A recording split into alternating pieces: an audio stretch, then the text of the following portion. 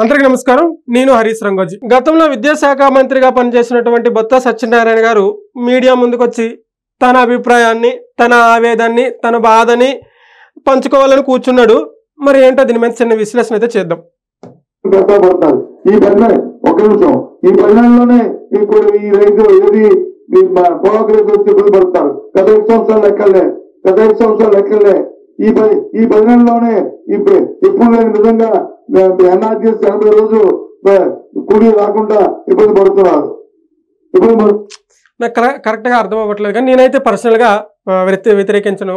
ఆయన నాకు అర్థమైంది ఏంటంటే, ఈ 10 నెలల్లోనే ప్రజలు ఇబ్బంది పడుతున్నారు, ఈ 10 నెలల్లోనే రైతులు ఇబ్బంది పడుతున్నారు, ఈ 10 నెలల్లోనే ఫ్యాక్టరీకి సంబంధించిన యజమానులు ఇబ్బంది పడుతున్నారని చెప్పేసి మాట్లాడుతున్నట్టు నాకు అర్థమైంది.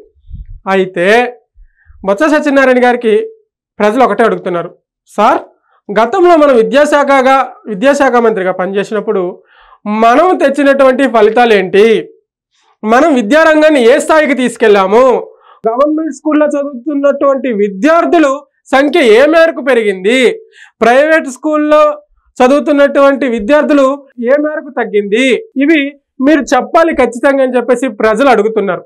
ఇది పక్కన పెడితే బొత్స సత్యనారాయణ గారు ఇబ్బంది పడుతున్నారు ప్రజలు, ఇబ్బంది పడుతున్నారు రైతులు, ఇబ్బంది పడుతున్నారు ఫ్యాక్టరీలు అంటే, గతంలో మనం పంపించేసినటువంటి లూలు మాల్ కానీ, గతంలో మనం తీసుకొచ్చినటువంటి అప్పడాలు, వడియాలు, పొంగడాలు, అరిసెలు, బొబ్బట్లు కంపెనీలు కానీ వీళ్ళు ఇబ్బంది పడింది కాదా? లూలు మాల్ను పంపించేసేటప్పుడు ఎంతమంది ఉపాధి కోల్పోయి ఉంటారు? సింపుల్గా చెప్పండి.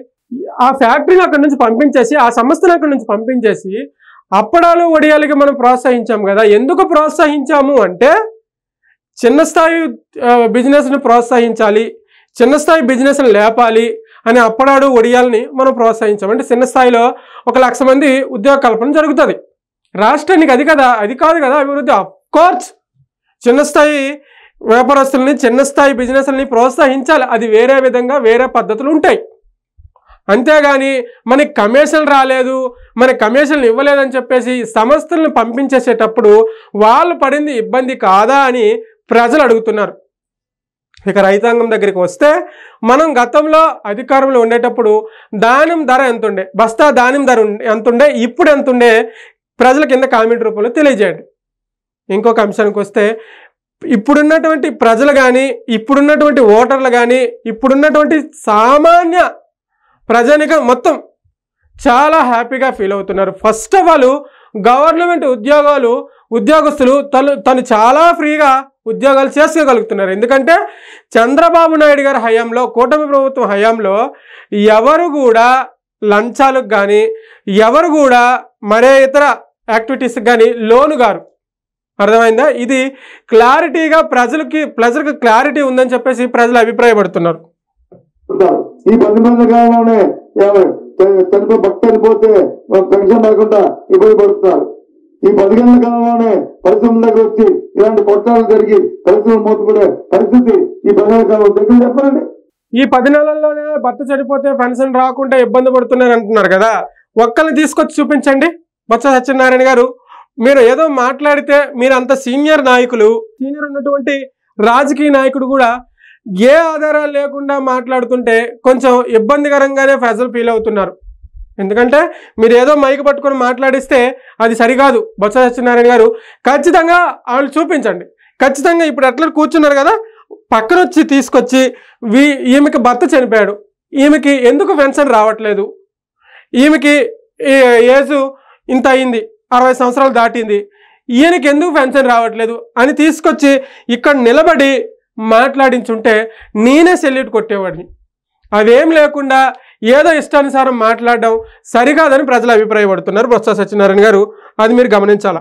చెప్పండి, ఎక్కడ ఏ పరిస్థితి మూసారు? ఇద్దరు నాయకులు కొట్లాడబడి రౌడీజం చేసి మరి లూలు ఎందుకు వెళ్ళిపోయింది బొత్స సత్యనారాయణ గారు ప్రజలు అడుగుతున్నారు. నేను పుట్టి దగ్గర నేను రాజకీయాలు వచ్చిన ఆ కార్యక్రమం ఉంది. అది ఫ్యాక్టరీ కోసం వెళ్ళిపోయిందని మాట్లాడుతున్నాడు. అప్పుడు ముందు పెట్టారు ఆ ఫ్యాక్టరీ.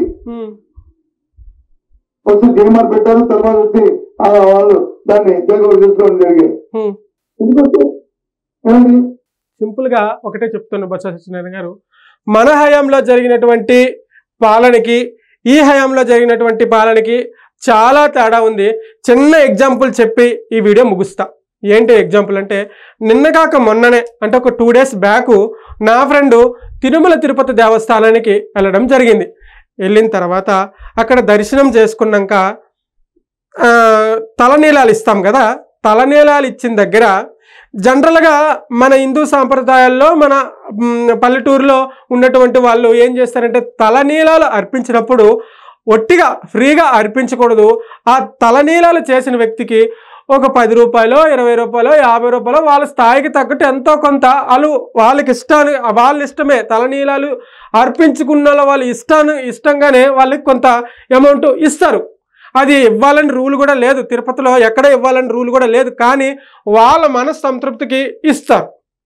ఇచ్చినప్పుడు గతంలో మన టీటీడీలో అంటే గతంలో మనం అధికారంలో ఉన్నప్పుడు తిరుమల తిరుపతి దేవస్థానంలో అడ్డగోలుగా దోచుకున్నారు, అడ్డగోలుగా బిజినెస్ చేసుకున్నారు, అడ్డగోలుగా అన్ని మత ప్రచారాలు జరిగాయి, అడ్డగోలుగా చెప్పులు వేసుకుని తిరిగారు తిరుపతి కొండపైన. ఇప్పుడు చిన్న ఎగ్జాంపుల్ ఇదే.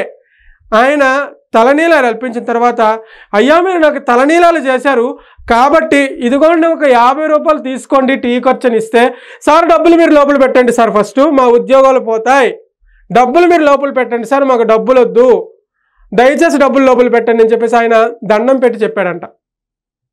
దట్ ఈజ్ కూటమి ప్రభుత్వం. దట్ ఈజ్ చంద్రబాబు నాయుడు గారు అండ్ లోకేష్ గారు అండ్ పవన్ కళ్యాణ్ గారు పాలన. ఇదే గత మన ప్రభుత్వానికి ఇప్పుడున్నటువంటి కూటమి ప్రభుత్వానికి తేడా. ఇది ఇవాళ వీడియో. Thank you.